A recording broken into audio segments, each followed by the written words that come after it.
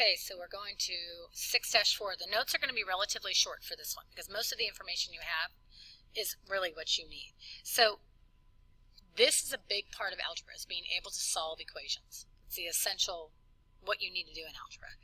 So we're starting with the easiest ones, which are just one-step equations. So what I really want you to think of is, in order to get a variable by itself, your goal is that you always have a letter equals a number. That's always the goal, okay? Because you're trying to figure out what the unknown is. That's what you're always trying to find. So anything that's been added to that, we just need to undo. So if, say for example, we had something like x plus 5 equals 10. Okay, and I know you can do that in your head, which is fine. But I need this x sitting by itself, and currently it's not by itself, right? It's got this plus 5 with it. So the goal is that I only have an x sitting there, but I still have to make this sentence true. So really what you're doing is you're undoing anything that's been done to that variable, okay? And that's what you need to ask yourself. What do I need to undo? Okay? So, typically for now, the four things that you're going to see happen to a variable or happen to an equation are addition, subtraction, multiplication, and division. Okay? But really when you're using this is when the opposite has happened. So for example, okay, I know you can do this in your head, right? If you know that 5 plus 5 gives you 10. Well, how do you know that that part of 10 that you need is, well, of course you subtracted that, right? So when the 5 was being added to your variable, to undo that, I need to subtract that. So all these are just properties of equalities, but it just means that you can add something to both sides of an equation. You can subtract something from both sides of an equation. Multiply and divide as well. What you have to remember is you must, not optional, perform the operation, whatever it is, to both sides of the equation. Every time, okay? Can't ever do one without. Otherwise, you're changing the actual value of that whole equation. So if you can remember those two rules, you're going to be good to go in equations, okay? So every operation has a way that we undo it, right? If I tie my shoe, the way I take that away is I untie my shoe, right? Put your socks on, take your socks off. Same thing. Math is no different. So they all have an operation. Every operation has an inverse operation. So for addition, the inverse operation would be subtraction, and vice versa. For subtraction, addition would be the inverse operation. For multiplication, it's division, and for division, it's multiplication. I'm also going to add that when you square something, right? So say you have square something, the opposite of that is to take the square root of it. Okay? If you multiply by a fraction, I'm just going to add a couple of these. Multiply by a fraction. The inverse is to multiply by the reciprocal, and we'll talk about that more probably in class. Okay? So let's just go ahead and do some practice problems, which I think you're going to whip through pretty easily. So let's just do that. All right, so first one. Let's try a super simple one. Let's just do addition. So we have x plus 7 equals 19. Okay, so the operation that I need to undo is addition, so I'm going to do that by subtraction. So I see different ways you can do this. You can do it like this. As long as you subtract it from both sides, you're okay. 7 minus 7, that cancels out. Whatever you undo, you want it to cancel out. That's the whole point. And then 19 minus 7 is 12. Excuse me. Some people prefer with this to maybe do it like this, where they know they have to subtract 7, so they move it right over here like this and then cross that out. I am perfectly fine with either way. I've tended to start using this a little bit more myself. Either way, anytime you get a solution, you should plug that answer back into your original problem and double check. So then you have 12. I'm going to plug in 12 for x up here. 12 plus 7 is 19. Is that true? Yes, of course that's true. So I know I got the right answer. You absolutely can check your work on any of these problems, and you should, because then you walk out of there knowing you've got it totally right. So let's try 3x equals 27. Anytime I have a number next to a variable that tells me multiplication, and I know the opposite of multiplying is dividing, so I'm going to divide both sides by 3.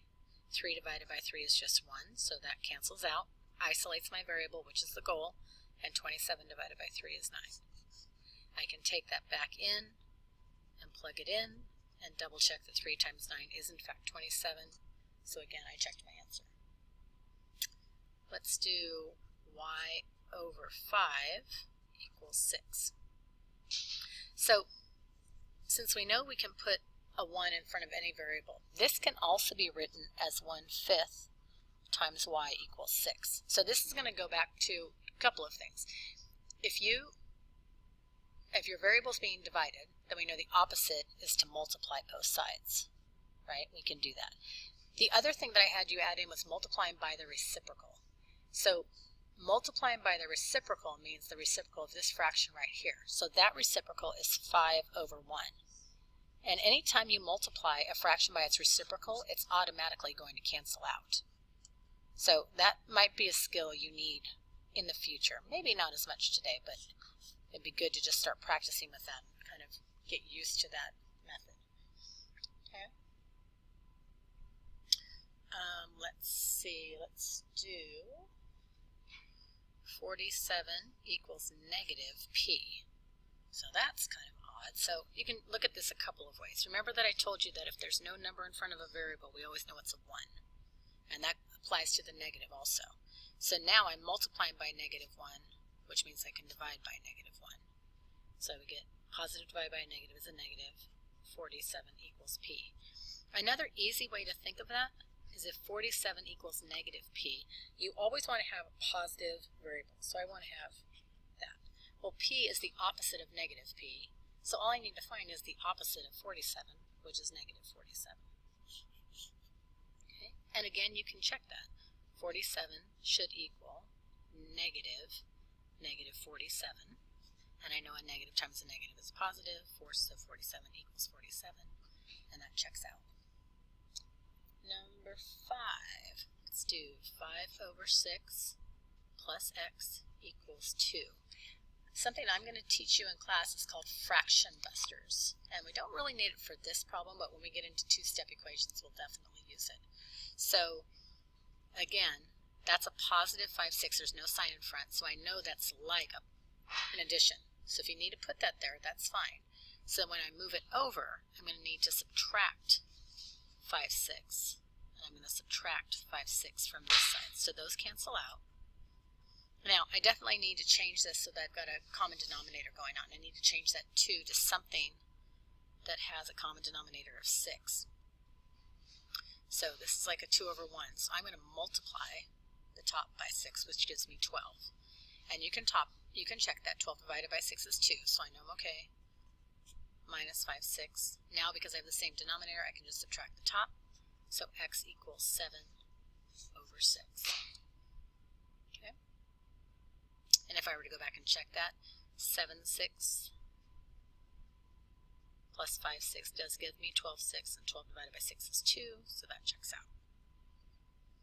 Really take the time to check your answers. It's going to help you quite a bit. All right, let's do one last one. So negative 5/3 x equals 1/3. So you can look at this is multiplication. So the opposite of multiplying would be by dividing. So let's say I wanted to divide this by negative 5/3. Well, that's kind of a lot to look at, right? You can do it. But when I divide by negative 5, by any fraction, I multiply by the reciprocal. So to me, it's easier just to start at that point and just multiply both sides by the reciprocal. So in this case, that would be negative 3 over 5. And I know that those are going to cancel. Those are gone. And now I know that the 3's here will cancel, so that's a negative 1. So 1 times negative 1 is negative 1, and I just have a 5 on the bottom. To me, that's a little bit easier method. Okay, so let's try an application problem. So an American flag has an area equal to 9.5 square feet, while the length is equal to 1.9 feet, and we need to find the width. So let's start with what you know. When you have any kind of word problem, write down what you know. So you know that the area of any rectangle is length times width. Okay, and let's go back and see what we have in here. An American flag has an area equal to 9.5 square feet. So there's my area, while the length is equal to 1.9 feet. Find the width. So I definitely don't know what the width is. So now I can just plug in the information that I have. I know my area is 9.5. I know the length is 1.9, and I don't know the width. That's what I'm trying to find.